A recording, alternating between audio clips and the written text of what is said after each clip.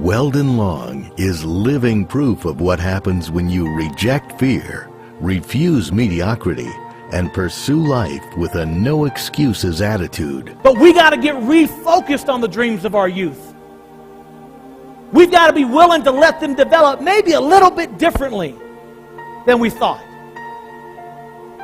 But they will develop if we stay focused, emotionally committed to them. We take consistent action and take responsibility for how we deal with life's challenges. And I promise you that you will achieve the dreams of your youth. His message is simple. Change your thinking, change your life.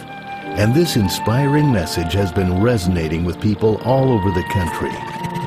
Weldon is a frequent guest on national and local television programs, and his story has been featured in magazine and newspaper articles coast to coast, and is recently chronicled in his new best-selling biography, The Upside of Fear. But the light of success he enjoys today was birthed in the darkness of prison. It was May of 1987. The rent was late. I was married at the time, and just getting a lot of pressure of having lost the business the year before. The IRS was calling, bill collectors were calling, and the rent was due. It was overdue. It was the 11th of the month, but I had a shotgun that my wife had purchased for me on our first wedding anniversary a couple of years before. And I went out to the pawn shops on East Colfax on the east side of Denver trying to pawn that shotgun, thinking I could get a few $100 together for the rent money. Well, as it turns out, and as I quickly learned, 10% of the gun's value is all that I could get in cash. And when I realized that, I started thinking about a plan B, about maybe using this gun to solve my money problem. Ended up picking up a hitchhiker. He and I spent a couple hours doing some drugs and drinking and raising hell.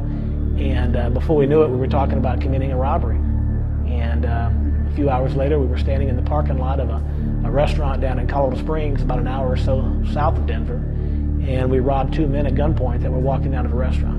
Right in about the middle of the robbery, when things were kind of hitting their peak in terms of the insanity and the chaos and the yelling and the screaming, I kind of realized that I was in way over my head. And so I bolted back to my truck, and the guy had picked up hitchhiking. He bolted back too. We jumped in the truck, and we sped away from the scene. And all I could think was just get away from the scene. I couldn't believe what I had done. I knew I was in some serious trouble. And within a few moments, I began to notice a set of headlights in the rearview mirror. And instantaneously, somehow I knew that this was someone who had seen the robbery, and they were chasing us.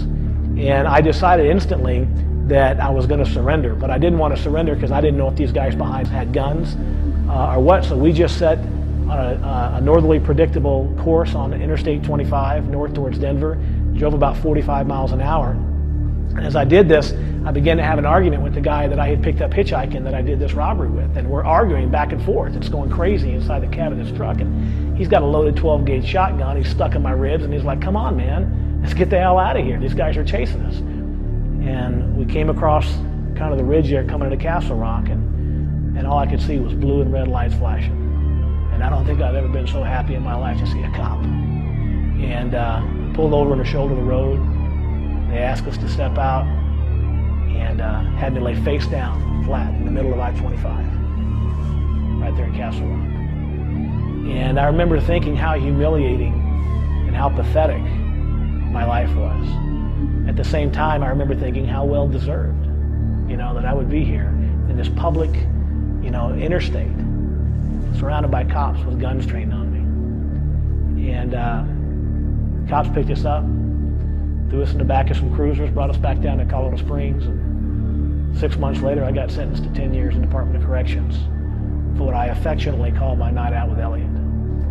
And that night out with Elliot began a cycle of, from 1987 until 2003, began a cycle of 13 years of prison. At last stretched, I did 7 years. But those were the most amazing 7 years of my life. Now as a keynote speaker, Weldon brings his incredible message of transformation to audiences all over the country. If I could attract the things I fear in life, Why couldn't I think about something else and attract that? And lo and behold, that's what I did. I set out to change my life, and I started with a piece of paper. I had dropped out of high school in 9th grade. I wanted to be educated. So I wrote on that piece of paper, I am an educated man. I had abandoned my 3-year-old son, so I wrote on that piece of paper, I have an awesome relationship with my son. I envisioned having a beautiful home in the mountains of Colorado. I read a book by Wayne Dyer. He talked about Maui. I thought, wow, Maui would be a great place to go. So I wrote in that piece of paper, I'm going to Maui. I'm on the island of Maui. And I wrote out on that piece of paper what a perfect life for me would look like. And I dreamed big. No holds barred. I decided I was never again going to think about the things I fear. Because here's the problem with fear. Fear is that anxiety, that stress, that worry, that debilitating, insidious feeling that something bad's going to happen. It's the gap between where we are right this moment and what we think might happen tomorrow or the next day or next year. Oh, I might lose that loved one. I might lose this house. Dr. Stephen Covey, author of the classic book 7 Habits of Highly Effective People, said, "I was inspired and thrilled to meet Weldon Long. I've loved and endorsed his book, and I'm convinced that he has a very special mission in life." Today I live an amazing life of prosperity and happiness and wealth and success and functional relationships and contribution and all these amazing things. This 3-time loser, ex-convict, high school dropout, was able to manifest massive transformation in my life because I changed the way I think. With his book, The Upside of Fear, Weldon chronicles his remarkable struggle from pain to promise.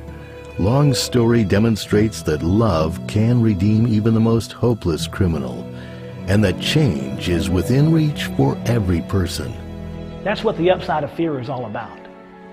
Fear is an acronym. It's a simple 4-step process that anybody can use to create massive transformation in their lives. It's what I did. And the fear stands for focus, emotional commitment, action, and responsibility.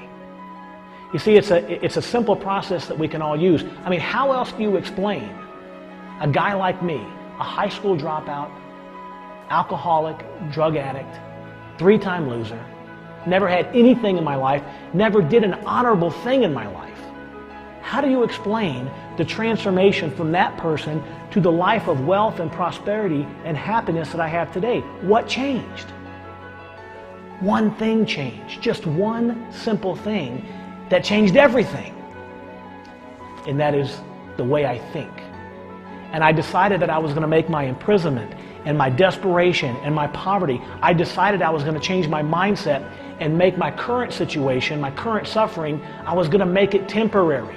And that's what I did, because I changed my mindset. And when I changed the way I thought, I changed the way I acted. When I changed the way I acted, I got different results.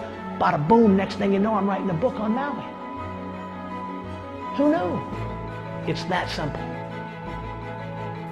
Weldon Long now manages a multi-million-dollar company that was recently chosen by Inc. 5000 as one of the fastest-growing companies in America. He is a living testimony of the upside of fear and travels across the country teaching the redemptive truth: change your thinking, change your life.